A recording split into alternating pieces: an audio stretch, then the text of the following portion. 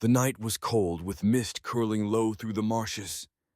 Two tiny Shadow Clan kits, Ripple Kit and Ember Kit, had snuck out of the nursery against their mother's warning. They chased moths that glowed pale in the moonlight, their paws wet from the reeds. That's when they heard it. A thin wail, high-pitched and strange. Not fox, not owl. Ripple Kit froze, fur fluffed. "What was that?" she whispered, her fur bristling. Ember Kit's ears twitched. The sound wasn't fox, wasn't owl. It was small, fragile. The kits padded closer, noses quivering. In the shadow of an alder tree, they found it, a creature with furless skin, wrapped in strange soft cloth, shaking with cold. The baby's eyes glistened with tears, and her tiny hands reached out desperately. "It's not prey," Ember Kit muttered, awestruck. "What is it?" Ripple Kit puffed her chest. "We should fetch Dawnfern. She'll know." Dawnfern, Shadow Clan's medicine cat, was always gentle with kits, and if this strange creature was hurt, she was the only one who could help. The kits bolted back to camp, pelts brushing. Dawnfern followed the kits swiftly, her paws barely making a sound. When she saw the shivering bundle, her green eyes widened. She sniffed gently, then turned urgent. "This little one is close to death," Dawnfern said, her tail lashing. "Bring moss, soaked in water. Hurry!" The baby's lips were pale, her breath shallow. Dawnfern pressed cobwebs to a scrape on her tiny arm, then chewed herbs, catmint, tansy, and a touch of honey, before dripping the juices between the child's lips. All night the clan gathered in uneasy silence. Warriors muttered about omens, but Dawnfern silenced them with a growl. "Star Clan has placed her in our care. If we turn her away, her spirit will be lost." When dawn touched the camp, the baby stirred. She let out a thin cry, wriggling in the moss. The whole clan seemed to exhale. It was Ember Kit who noticed the silver glint tangled in her wrappings. A chain hung around her tiny neck, with a tag that read one word, Bay. "That's her name," Ripple Kit whispered. Bay. Seasons passed. Bay grew into a sturdy child who could stumble after the kits and laugh with them.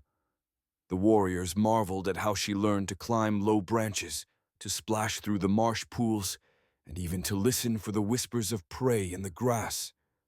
Ripple Kit and Ember Kit became her litter mates in all but blood. The three often got into trouble, sneaking into the fresh kill pile, scattering moss balls across the warrior's den, even once slipping into the medicine den to play healer. Dawnfern had scolded them, but her eyes had shone with fondness. Bay never spoke like the cats did, but she understood them. She made her own sounds, soft hums and little words, and the cats seemed to know what she meant. She belonged the shadow of death. But one harsh leaf-bear sickness crept into the camp. Bay fell ill with fever, her skin hot, her breath ragged. She lay still in the nursery. Ripple Kit and Ember Kit pressed to her sides, wailing for her to wake. Dawnfern fought tirelessly. She pressed feverfew to Bay's lips, laid cool moss on her brow, prayed to Star Clan. Yet Bay grew weaker, until even Dawnfern's voice trembled with fear. For 2 days and nights, Shadow Clan waited. Then, when hope seemed lost, Bay stirred. She whispered a weak sound. And Ember Kit perked his ears, joy shining. Dawnfern declared it a miracle, and the clan believed Star Clan themselves had spared Bay. From that day, Bay was not only a foundling, she was a child of Shadow Clan's destiny. Seasons turned, and Bay grew older. Though she walked on 2 legs and towered over her littermates, her heart remained tied to them. She trained alongside the apprentices, learned the ways of the marsh, and yet, she always wondered what lay beyond the pines. When she reached her 10th year, that curiosity became too strong to ignore.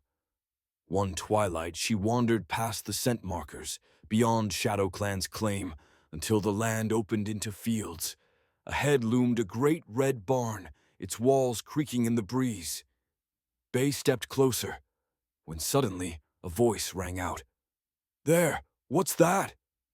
A human figure appeared, tall, carrying a lantern. Its light spilled over Bay's face. She froze, heart pounding. She had not seen her kind since she was an infant. From behind, Emberkit, now Emberclaw, called out, "Bay, come back!" His eyes were wide with fear and longing. Ripplecit, now Ripplefang, pressed close beside him. Bay's throat tightened. She looked at her siblings, her clan, her family. Then she looked at the human, hand outstretched, eyes soft with wonder. She turned back to the cats, tears brimming. "Goodbye," she whispered, though they could not hear the word. Then, with trembling steps, Bay walked toward her new life, toward the world of two legs, carrying the love of ShadowClan forever in her heart. Every year, on the first day of New Leaf, Bay returned. She never came with warriors or danger, only with a smile and a strange gift, golden sticks of butter, stolen from two-leg dens. Ripplefang wrinkled her nose the first time. "Two-leg prey. Try it," Bay urged, holding it out. Emberclaw bit first, then his eyes went wide. "It's like fat prey that melts in your mouth." From then on, butter became their secret feast.